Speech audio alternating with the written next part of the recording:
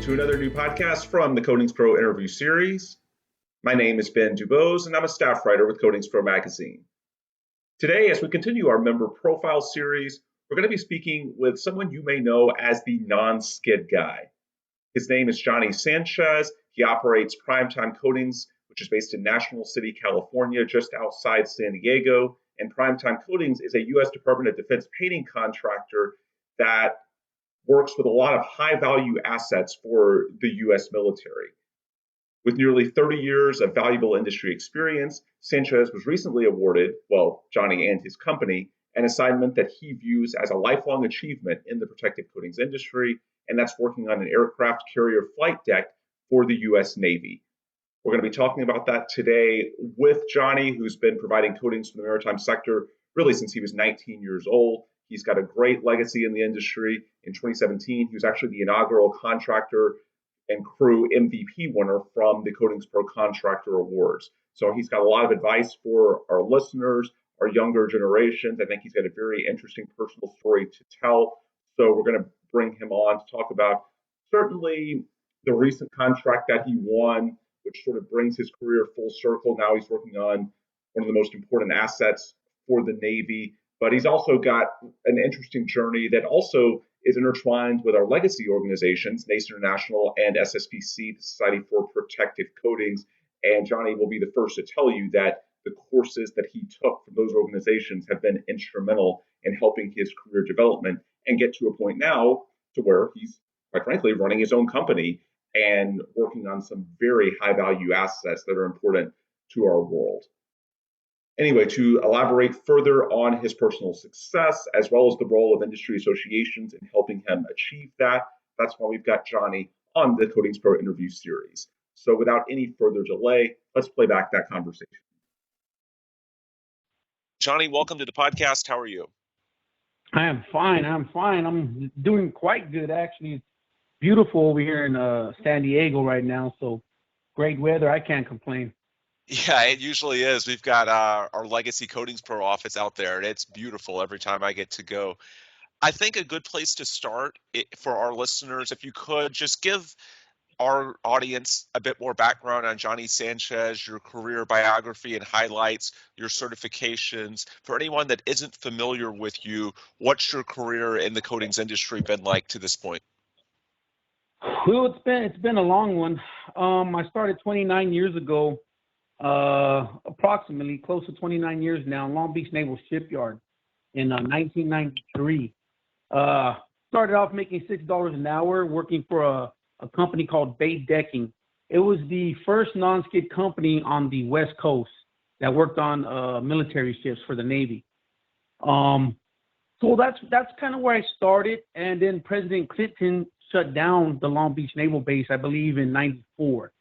And the company I work for also has a warehouse up in San Diego that they work on the naval base here in San Diego. So they offered us to come work, not to stay or live, but basically work on per diem, work out of a hotel. Just to help them. They had a lot of work at the time, so they needed help to get the work done. So coming out here, that's where it all started for me. Coming to San Diego, working on Navy ships, and that's the first time I set foot on an aircraft carrier. And back in those days, though, the carriers were steam engine ran, and the ones now, the new TBNs, they are nuclear ran. So big difference in the aircraft carriers that I worked on when I first started compared to now. So 28 years, I pretty much worked my way up from a laborer on the deck, needle gunning, deck crawling. These are all power tool equipment used to surface prep. Usually SP11. Then, years go on. I move up to blasting, running centrifugal blast equipment, painter. Pretty much on the labor side, the first 6 or 7 years of my career. Foreman, running jobs, running ships. And then I heard of this coatings inspector. This is a funny thing. This is kind of what led me down the path to where I'm at currently today. There was this and we worked for this company called, it was the corrosion assessment team, something to that effect. And we did some surface prep. Mm-hmm. And an inspector came in. This guy came in with a white suit and holding a bag, and he did all this, crazy stuff that I didn't know what he was doing, like a doctor. He was putting stuff on the metal and doing all. I know the terminology now, but I'm explaining it through the eyes of me back then. I didn't know like who this guy was. So I walked over, when he was done doing the stuff he was doing on the bare substrate. I go, hey, what are you doing? He goes, oh, I'm just making sure that this meets all the requirements per the specification. And I said, well, how do you get to do that? Like, how do you get that position? And he told me, and he showed me this card, which was a NACE level 3 certification. And I was like, wow, and honestly, back then, I was young, mid-20s, and because I started when I was 19. So I was like, wow, to me, that might as well have been NASA, NACE. It sounded so professional, and it's called back then it was called the National Association of Corrosion Engineers. And of course, as time went on, it changed, and now it changed again as it combined with SSPC. But that caught my eye, and I went home that day and I talked with my wife, and I said, hey man, I met this guy today, and he showed me this card, and he does inspections, and I just thought it was really cool. So my wife went ahead and looked it up, on the internet for me, and I love my wife. She played a major role in my career also, because she was working for a company called Sempra Energy. It's a very huge electrical company, the grids across the nation as far as power requirements. And she got her first bonus from the company after the first year. She went ahead and paid for my first NACE 1 course. And I will say, man, going from the tools to sit in a classroom like that, and I believe I was the youngest guy. I was the youngest guy there at the time. Everybody else looked, they were all, they looked like they're already set in their careers. And I'm like, I think I was 26 years old. And I'm sitting there and I'm like, man, what did I get myself into? You know what I mean? The instructors come in with ties and NACE puts on a really good show. And I by Wednesday, I remember telling my wife this. This is kind of funny. I remember telling my wife, man, you know what? I don't know if I'm gonna be able to do this. I felt like quitting halfway through the course. Like it was too much information for me coming from deck plate. I knew how to do the surface prep. I just didn't understand the fundamentals or the terminology behind it. And that course taught me it. But I'll keep this short. As far as this goes, so I barely made it past NACE when I believe I got a 71 on my written, and you need 70 to pass, and I got an 85 on my practical. And by me passing that course, I got to be honest with you, Ben. I don't think if I would have passed, I don't know if I would have continued on my path, because it was pretty tough, and I passed it. And once I passed it, I put a resume out there, got my first coatings inspector job, and from there went on. Then I went to NACE 2. I did NACE 2 up in San Francisco, passed that course, and I just wanted to get to that NACE level 3 level. And of course, back then, I don't know if people are aware, back in those days, there was actually 4 parts to being CIP level certified, level 3. So back then you had to do a NACE 1 course, a NACE 2 course, and a NACE 3 course, and then you did peer review. So, because I know now everybody does 1 and 2 and then peer. Back then you had to do 3 courses. So I did that, and then I went for my 3rd course, passed it, and then I went for peer. Now, as many people know, peer review is pretty nerve-wracking. I remember seeing Absolutely. guys. I didn't know what to expect. You hear all these stories, and I'll never forget, as I was waiting outside the conference room, while the peer board was doing their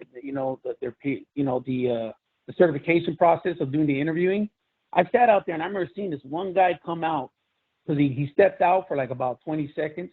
They called him back in, and he came out, and he was like cursing under his breath, and there was a bar lounge just in the hotel right there, and he went straight to the bar. That scared the bejesus out of me. I said, oh my God, what am I doing? I can't do this. I was so filled up with fear. And then they called me, and I was next right after this guy, and I knew he failed. I could tell, you know, he was pretty pissed. And I walked in there. I swear I was on pins and needles. I didn't know what to expect. They handed me a little bowl, and they told me pick, you know, there's numbers in there. Grab one piece of paper, picked it, and that was it. They asked me my 10 questions, asked me to sit out, and can come back in, and lo and behold, I achieved the NACE Level 3 certification. You know, it took me from the when I first heard about it, from that first inspector on the ship, it took me about 3.5 years, going off almost 4 years to get my NACE Level 3, but I did it, you know, and I felt so proud. It was like, you know, to me, it might as well have been getting a bachelor's or a master's degree. I felt that happy.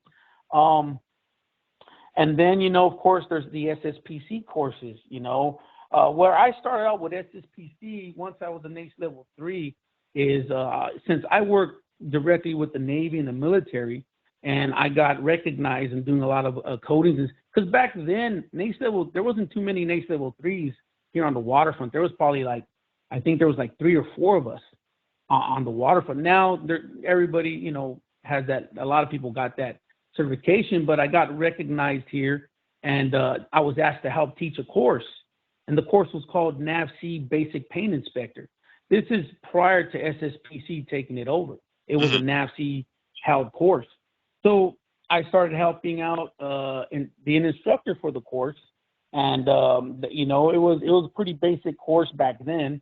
And then NACE kind of got together with SSPC, and I guess they worked it out where SSPC would take over the course. Mm-hmm. So when SSPC took over the course, I was contacted by SSPC because I was certified under NACE to teach it. And then I had to qualify to be an SSP instructor, SSPC. So I had to teach with one of their instructors. I taught with a guy named Gordon Colgin.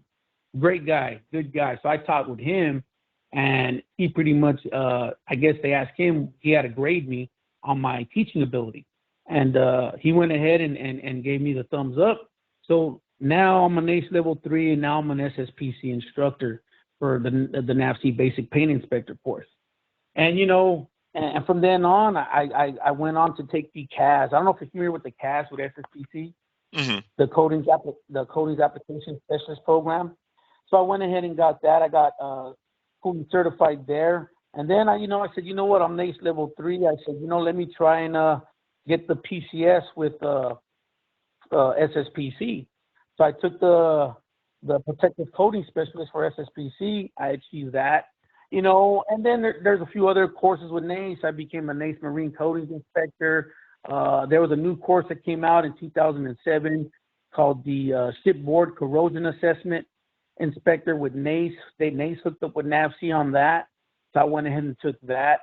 So, you know, as you can see, man, SSPC and NACE played a major role in my career, which helped guide me and mold me into a good inspector, and most of all, integrity. And integrity in what we do, especially when working for the military, naval craft.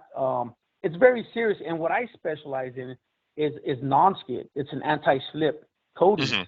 And I became what after getting all these certifications, I built up this reputation because I was mostly inspecting Nonskid, flight decks, forecastles, just, you know, pretty much Nonskid is a safety feature on every naval ship, which keeps the naval personnel from slipping when they're out to sea, keeps the equipment, you know, from, you know, they tie it down, of course, but that anti-skid surface helps keep everything in its place, you know, so you don't just slip and slide all over the place on these ships, especially when they're in rough seas.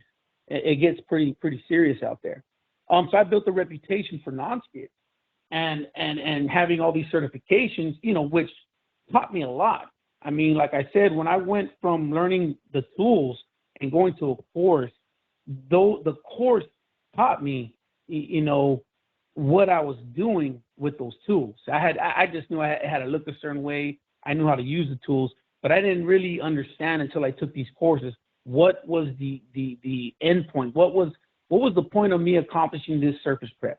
To what specification do I have to meet? So now it put this aspect in my career as I know how to use the equipment. Now I know exactly what the equipment is trying to achieve, what the surface prep requirement is, and what the NACE requirements are that I had to meet. So, you know, years go by, I'm teaching SSPC courses, I'm taking courses, and I became known as everybody just called me the Nonskid guy. That's Johnny Sanchez. He's the Nonskid expert. He's the Nonskid specialist. And I just became like I just pretty much my name was almost synonymous with Nonskid. And Nonskid is a pretty serious thing in NACE. It's been a pretty big deal because when you think about it, the most important ship in the fleet is an aircraft carrier. I don't know how familiar you are with. You seen Top Gun? Yeah. Yeah, Top Gun. You know, where these jets hit the flight deck and they take off. Well, those flight decks are comprised of two different non-skid coatings. So I could go into depth in that, but I don't want to bore you. But I just became known as a non-skid guy, and pretty much, you know, I was a quality systems manager for the last company I worked for, which was a non-skid company also. And, you know, finally somebody told me, actually he's a family member, said, Johnny, you know, you're kind of like, this is the way he termed it. This is going to sound funny because you're kind of like the LeBron James in your industry. And I said, what do you mean by that? He goes like, he says, well, throughout my career, companies have always, anybody that held the non-skid contract, like the multi-award for the government, these 5-year government contracts, they would try to hire me and they would bid, like, I ain't going to say bid, but make me offers and try to out-offer the other company. And I would tell my cousin, because he's a businessman, I go, what do you think? This company's offering me this. They're offering me the signing bonus. Stuff that's not normal in my industry, you know, to get these offers. So he told me, you know, you are the guy that everybody wants. Why don't you just start your own company? And I said, man, I don't know what that entails, you know. I mean, you know, and you got to remember, Ben, I know I haven't touched base on this, but I come from very, very humble beginnings. You know, I had a single mother on welfare, and I was born in East Los Angeles, and grew up in Los Angeles in a pretty rough part of town, and you know, had a rough childhood, no father, you know, made some mistakes in my youth, you know, and living in Los Angeles, it was pretty tough. So when he told me like start my own company, I was like, I was more, honestly, I was in disbelief to how far I got in my career. You know, like, wow, you know, everybody knows me. I'm pretty well known in the industry. Government people, you know, major shipyards would call me and ask me about different questions about flight decks or anything, coatings in particular. I just became this guy that people would call and ask questions. But when I was asked about starting my own company, I was fearful. But, you know, there's a saying, you know, if you don't, you know, what's that? Fortune favors the bold. There you go. Yes. Fortune favors the bold. And if you don't take no risk, then you'll never accomplish much. So, you know what? I went down that road. I started doing all the research. My wife helped me. She formed the company with the state of California, and came up with the name Primetime Coatings, which you know, my cousin, who's actually a partner, the one who told me to go into business, he helped finance the company to get started. And this was 4 years ago. This was March 5th, 2018. And the company was formed at the end of 2017, but we actually really picked up in March of 2018. And then it's here. We just had our 4th year anniversary on March 5th, company party. We do it every year. And I currently hold 2 government contracts, and one of them is that 5-year non-skid contract, multi-award. And people, you know, people that know me, work me, they're just, the company has grown so big in 4 years. I'm even amazed at it. The guys who started with me, I had 2 gentlemen that started with me. who's one of my division managers, and one is my quality systems manager. These two guys were the first two that started with me, and they look at me like, how the heck did this happen? I mean, so we're here in San Diego, and I have a branch up in the Pacific Northwest in Bremerton, over there by Puget Sound. And I'm currently working on the USS Kidd up in Everett, Washington. That branch is out there working. And in this 5-year Nonskid contract, I got awarded, the aircraft carrier USS Carl Vinson. Okay. And they awarded me the wire box area. So just to give you a brief explanation on what the wire box area is, it's that it's, when the jets are coming in, a tail hook drops. It's four wires that are in that area, that they got 4 chances for that hook to catch, so they can land on that deck. And if they don't catch, that hook doesn't catch one of those wires, they have to take off again, come back around until they call it a trap. Basically, they're trapping a jet at, I know they slow down their speed, but it's still going pretty darn fast. So, but I mean, I know that was a lot, brief introduction, but that's where I'm at now. I mean, and actually today we just did the final walkthrough. My team, while I'm here with you speaking about it, they just did the final walkthrough with the Navy and AirPac, which is TICOM, which represents the aircraft carrier fleet.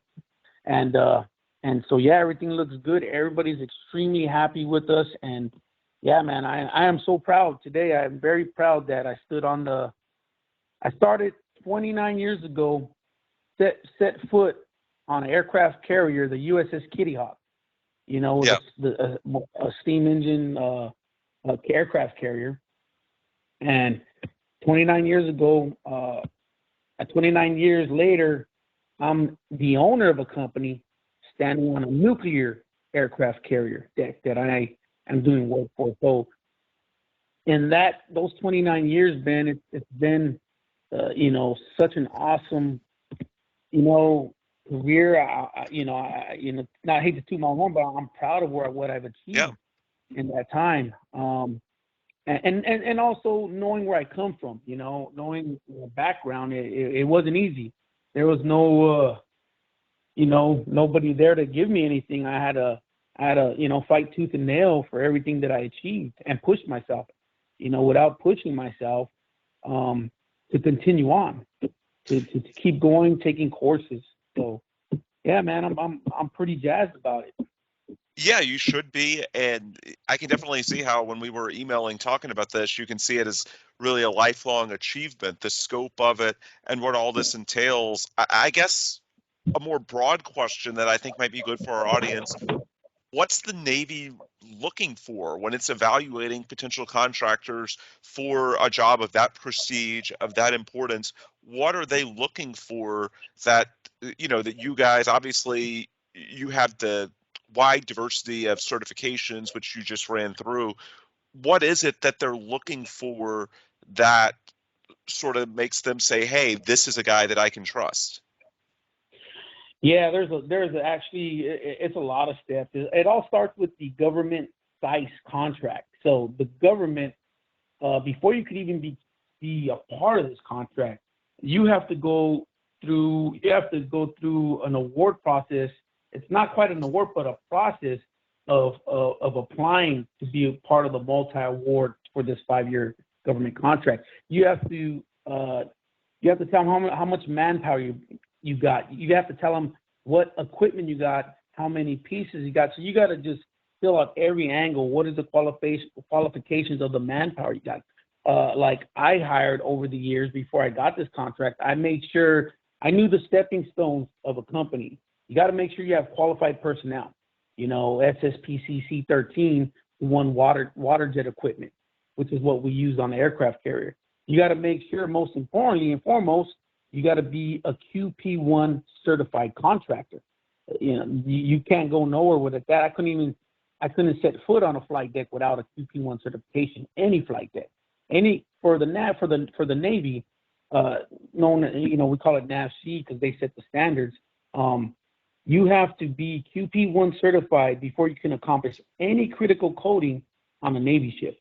And the Navy has what you would call non-critical areas on the ship, and then what you would call critical surfaces on the ship. And there's a standard called 00932, which references all preservation on Navy ships. And there's a paragraph 3.7, which gives you a list of critical surfaces on the Navy ship. So for any one of those surfaces identified in paragraph 3.7 and 00932, you must be QP1 certified. And any people doing the work on that critical surface has to meet all the certifications requirements, C13, C7, C14, painters and blasters. So I made sure to start hiring people with certifications, making sure my coating inspectors were either NACE basic paint inspector, MBPI, or NACE level 1 or 2 coatings inspectors. So I made sure to hire accordingly, knowing that I'm going to need this personnel in place before I could even go after a contract like that. And you have to name the amount of equipment you got, the personnel, what certifications, and what is the history of your knowledge in the industry to accomplish this type of work. So I ain't gonna lie, I had a head start, not to say I had any extra but all the people knew me already, knew the years in Nonskid that I had. So, I knew the lineup I needed to get in. So I just pushed forward and I hired accordingly. Now, when you're starting off a company, Ben, you don't just start off with a lot of money. You just get to buy a lot of equipment. Of course, this is where, I was a great coating inspector and I was a great, guy on the deck plate. But now here I am playing a businessman. So that first year was key for me. Now, do I even know what I'm doing? I know what I'm doing on the deck plate, but do I know what I'm doing sitting behind the desk that I sit in? That was a whole nother level now I had to learn. And so juggling financials, buying the right equipment, taking out equipment loans because I don't have the money, working with the bank, working on a line of credit. A lot of key factors I had to put into place to even step in, to even put my name in the hat for this award. So a lot of things had to fall in place that I had to put there before I could even get into this. So there's a lot of definitely a lot of red tape. So all the questions you just asked are pretty much what the government does. They ask all these questions. You got to put it in paper, and it has to be to their format. So that's what we did. I put together the equipment. I put together the team. Back then when I got this award, I had probably about maybe 30, 40 employees. Now I'm up to 70 employees between here and Washington. And you know what, man?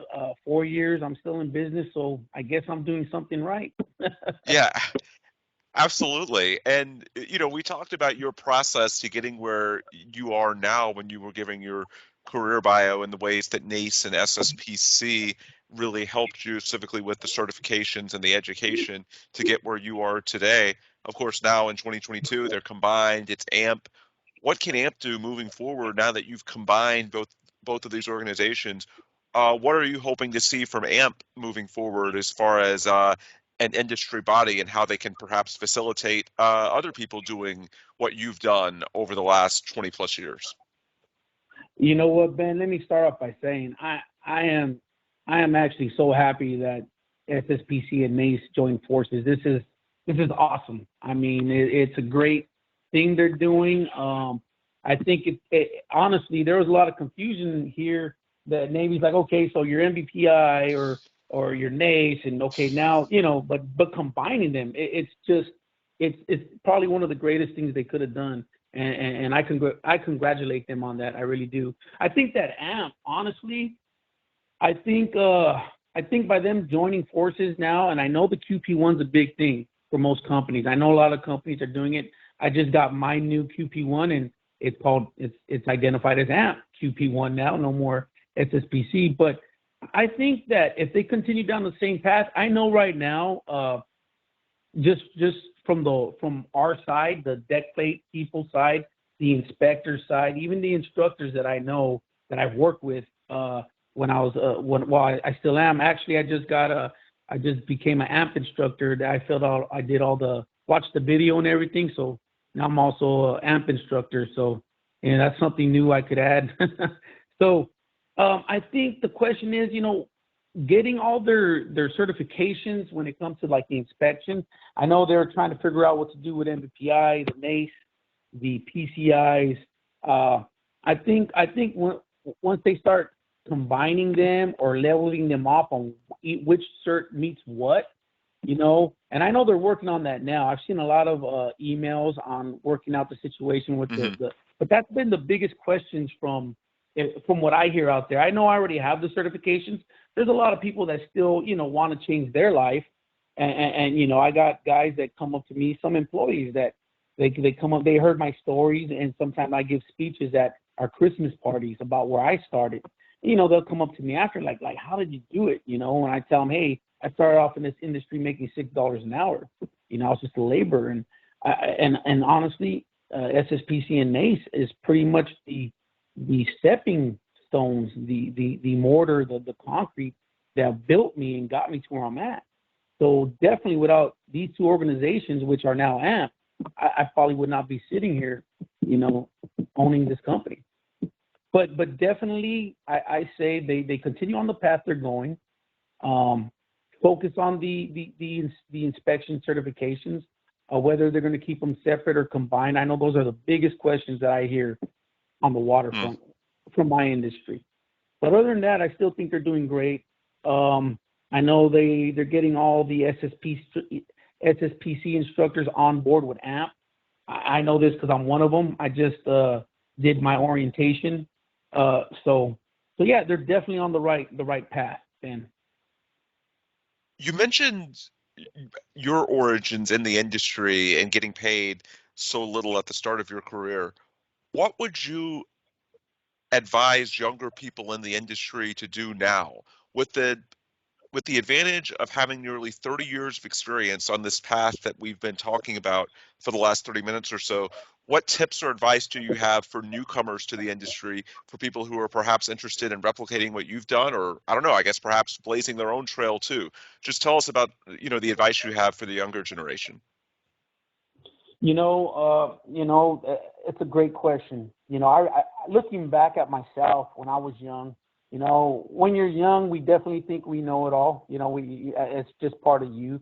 I think what helped me most was, having a good attitude. When you have supervisors or foremen, and how I moved up, I noticed when my attitude got better and I was more easy to work with, I seemed to gravitate more towards the better side and moving up, like, being picked to work. Back in those, when I started, there was days where they would lay you off, but I would get picked a lot to work because I had a great attitude. They would say, hey, John, let's take Johnny. Johnny has a great attitude. Let's get him to work today. And then some guys would go home and some guys would stay and work. It was a very tough industry, a lot of layoffs back then. So I would start, number one, having a good attitude. Having a good attitude with your supervisors and foremen. It's a team effort. So starting off, good attitude. Second, be aggressive with your goals. If you say you're going to take a course, an inspection course or a certification course, do your due diligence, look it up, see what it takes, get in there. I'll be honest with you, Ben, a lot of working guys like me, that, it's looking at these courses online and all that, they're intimidating, Ben. It's very, guys hear about NACE or now AMP or SSPC, but now it's AMP. These courses can be intimidating to people like how I was, just a laborer. When I set foot into that classroom and these guys come in with ties and I see all these guys, I'm the youngest guy there. I was real intimidated. Like I felt like I didn't belong. So these guys gotta they gotta stick with the game. And if they want to take courses, don't be scared to take them. You might be intimidated in the beginning, But as you go through the courses, people are there to help you. You know, that's one thing I did learn about when I took my first courses. The instructors were always very helpful, you know, and at first I was scared to ask questions. Like, I don't want to look like I don't know. So most people, Ben, and when you step into these courses, they don't want to seem like they don't know what they're doing, right? But you got to ask questions. You got to ask questions, you know. So I started asking questions, and I believe the instructors helping me through it, you know, spending time after the class, you know, you do the equipment every day, and just asking questions helped me a great deal. So number one, good attitude, and don't be afraid to put your neck out there. Take a course, you know, take that inspection course, take that certification course. Don't be afraid. Don't say next year. Don't say, oh, maybe next year. No, do it now. You know, the time is now. And thirdly, don't be afraid to ask questions. If you're in these courses and you feel like you don't want to look like you don't know what you're doing, well, you're not going to pass if you don't ask for help. Everybody needs help. We always got to throw, like me, I look back when I was young, and I was afraid to ask and everything, and people threw a rope over the wall for me. So now I do that. You know, I throw a rope over the fence or the wall, and I help people get over. Meaning, people ask questions, we're here to help. We're here not to fail you, here not to discourage you. We're here to help you get to that next level. So those are the main three things I would focus on if anybody wants to move forward in their career and just keep working at it. Yeah, I think that's really good advice. For anyone that wants to potentially hear from you, learn more about your story, your company, how can they reach out to you, or how can they learn more about Primetime Coatings? Feel free to plug whatever you'd like to plug as far as getting people in contact with you and the work you're doing. Yeah, we, the one thing is we're still working on our website. So, that's one thing that I can't give you here because I don't have it up yet. Our office, I'll give you our office number. It's 619-869-9084. You can always call the office. If you have any questions about anything, they'll put you in contact with me, and I definitely, can give anybody advice, on anything, So, but I'm working on that website, Ben.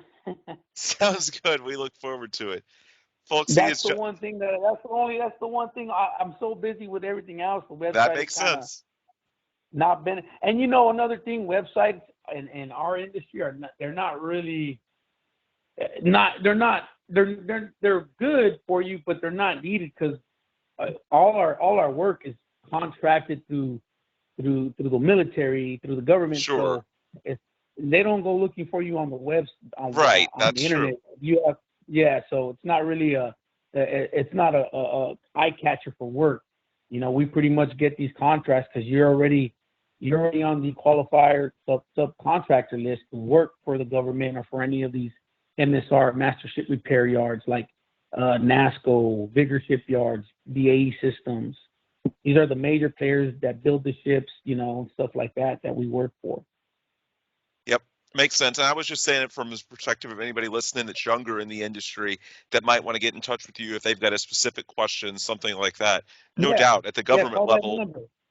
Yeah, the government level, they're definitely not looking for you out on the website. They're wanting to know you through other ways. They need to see the actual experience, not just the website. Yeah. So, but yeah, man, it's been a good time in my life. I'm actually, happy now. Just had a grandson too. Congratulations. He's 9 months old. My first grandson, and it, I bought this building that I'm in now. It's a pretty large building with 5 bay doors. And the great thing about it, my wife's office is right next door to me where my grandson, all my children work for me, and my son's wife, and my grandson's daycare is in my wife's office right next door. So I get to walk over when I'm not busy, go spend a little time with my grandson. So I could not be happier or more blessed and where I'm at in life now. Yep. And once again, I owe this all, I got to be honest. People shouldn't take these certification organizations for granted, because NACE and SSPC, now AMP, played a major role in my life. I could honestly say that God first for me, but God and SSPC and NACE, I probably would not be sitting where I'm at, because those courses, and of course, work ethic, doing reports. And another reason why I got known, Ben, is I would go out of my way and do reports on jobs nobody was paying me for, and I would pass them out at the end of the job. I would get, of course, permissions for photos and all that, and usually it's of secret equipment. It's mostly deck, so you can take photos. And I would put these reports together and pass them out, and people got to know me that way. So that extra work, spending time at home, putting these reports together 9, 10, 11 o'clock at night on my own time, that extra work is what got people to know me even more. It spread my name throughout the industry. And so work ethic is a major thing also. But, SSPC, NACE did help me get here, man. And then there's other people. Like I said, when I say throwing the rope over the wall, there's people in the industry that helped me get through here. So I would like to mention Bernard Mertz, Surface Technologies. Remember I said I got my first NACE one? He's the guy who hired me, gave me my first coatings inspection job. And I spent 12 years with him. Great man. I learned a lot from him. He, standing on those flight decks and working with him, I've learned a lot. Ramon Hadagi, NAFC Engineering Code 200, level 3, NACE level 3 guy. He helped me a lot, helped me a lot in the beginning of my career. Tons of people out there, man. I mean, that helped me, and I'm very grateful for it. So remember, we don't just do all this on our own. It takes a lot, people helping you also helping yourself by working hard. Work ethic is everything, Ben. I mean, you can't get to where you got to go if you just, don't put effort into it. So that's a big key. Yep, absolutely. I think that's great perspective. And of course, he mentioned where you can get in contact with Johnny Sanchez and Primetime Coatings. For me and us here at CoatingsPro Magazine, you can visit our website at coatingspromag.com and get all of our latest information. Again, for Johnny Sanchez, my name is Ben Dubose. Thanks as always for listening, and please come back soon for another new episode of the CoatingsPro interview series.